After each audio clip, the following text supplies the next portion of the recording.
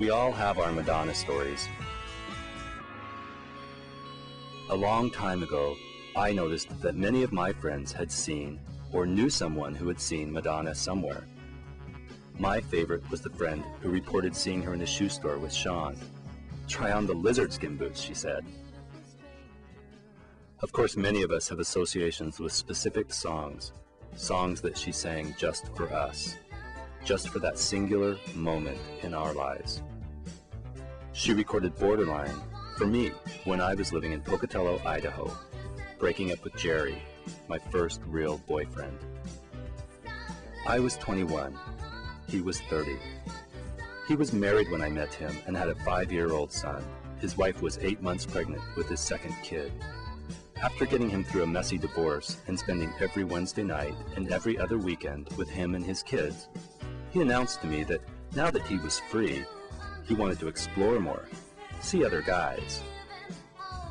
I know, this story sounds like a country and western song, one that Tammy Wynette forgot to sing, but not Madonna.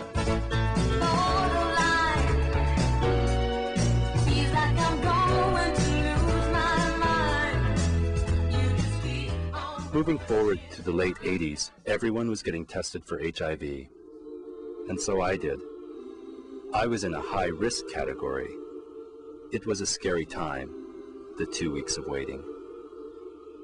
I felt like the results of the test would somehow demarcate my youth from my adulthood. I was 28 years old. Her album, Like a Prayer, had just come out.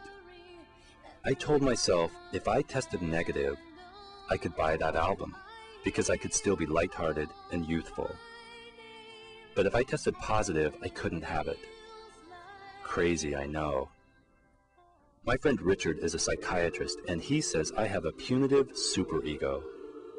Whatever that is. I tested positive. It took me years to finally allow myself that stupid record.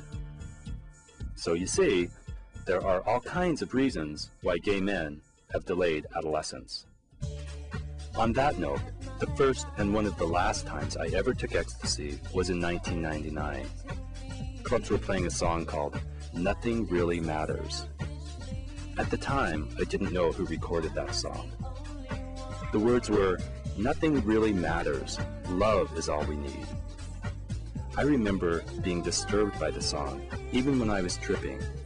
I remember looking around and wanting to tell everyone, some things do matter, and love is not all we need. But then I found out the song was by Madonna, and I relaxed. I knew we were safe with her, that she wouldn't lead us astray. And then I thought, maybe she's right. Maybe love is all we need. I had a date with a young, cute, bisexual guy. We went out dancing. Afterwards, we made out in the car, and our soundtrack was Madonna's music CD. When Don't Tell Me came on, we took a break from kissing to sing that song out loud to each other. It was one of the happiest moments of my life. Did I mention that he was cute? I'm heading out now on a day trip with friends to the roller coaster in Santa Cruz. They have brought the original Madonna CD, the one with Borderline. I say, "Oh, I can't hear this, it's too painful."